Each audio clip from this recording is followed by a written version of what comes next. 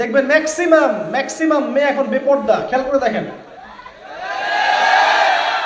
দাঁড়ান ভাই, মেয়েদের কথা বললে আপনারা খুব ঠিক ঠিক বলেন, এটা ঠিক না আসলে। এখানে কি মেয়েরা নাই? আছে। মেয়েদের বিষয়ে একটু সফট থাকতে হবে। নারী বিদ্বেষী আচরণ করা ঠিক না, এটা ঠিক না আসলে। আমরা অনেক সময় দেখা যায় যে নারী বিদ্বেষী কথাবার্তা বেশি বলে ফেলি। আসলে এভাবে মেয়েদেরকে হেদায়েতে আনা যাবে না। আমরা দেখেছি এমন অনেক মেয়ে আছেন, অনেক দিনী বোন আছেন, একবার যদি আপনি তার মধ্যে দিনের বুঝ ঢোকাতে পারেন, হ্যাঁ, সে আপনার চেয়ে বেশি প্র্যাকটিসিং হয়ে যাবে। অনেক আছে।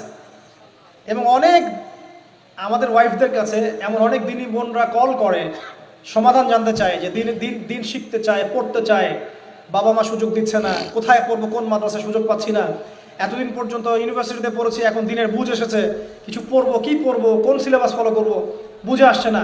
আর মহিলাদেরকে তো অনেক নামে বেনামে অনেক দলে ঢুকিয়ে দেওয়া হয় না, এবং এদেরকে গোমরা করে ফেলা হয়।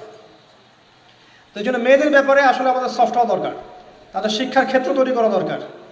আক্রমণাত্মক কথাবার্তা বলে ওদেরকে আঘাত দেওয়ার উদ্দেশ্য নয়, উদ্দেশ্য হচ্ছে হাদিসটা বলে তাদের মনের মধ্যে আল্লাহর ভীতি সঞ্চার করা। আল্লাহর নবী মুহাম্মদ সাল্লাল্লাহু আলাইহি ওয়াসাল্লাম বলেছেন যে কিয়ামতের আগে দুই শ্রেণীর মানুষ আসবে, আমি ওদেরকে দেখি নাই। আমি ওদেরকে দেখি নাই মানে নবীর যুগে তারা ছিল না সাল্লাল্লাহু আলাইহি ওয়াসাল্লাম। এক শ্রেণী যারা মানুষকে খুবই পিটাবে, হাতে লাঠি থাকবে, তারা মানুষকে নির্মমভাবে মারবে। দেখতে চান এরা কারা?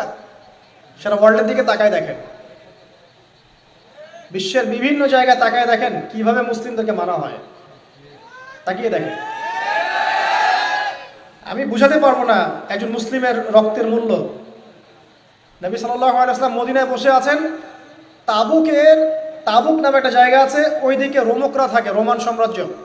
নবী একজন রাষ্ট্রদূত পাঠিয়েছেন, রাষ্ট্রদূত বোঝেন, ডেলিগেশনের দাওয়াত দেওয়ার জন্যে, ইসলামের দাওয়াত দেওয়ার জন্যে। তো সে দাওয়াত দিয়েছে, রাষ্ট্রদূত তাকে ধরে হত্যা করে ফেলেছে। এত বড় সাহস, আমাদের ইসলামের দাওয়াত দাও, কোথাকার কোন মরুভূমি থেকে আসছো তোমরা, অসভ্য, নাউজুবিল্লাহ, এইসব কথা বলেছে, করে সাহাবীকে হত্যা করে ফেলেছে। নবী সাল্লাল্লাহু আলাইহি ওয়াসাল্লাম এই একজন সাহাবীর রক্তের বদলায় 30,000 সেনাবাহিনী রেডি করে তাবুকের দিকে পাঠালেন। 4 মাস পায়ে হেঁটে তারা তাবুকে গিয়েছেন, শুধু এটা জানান দেওয়ার জন্য যে একটা মুসলিমকে হত্যা করে তোমাদেরকে ছাড় দেবো না।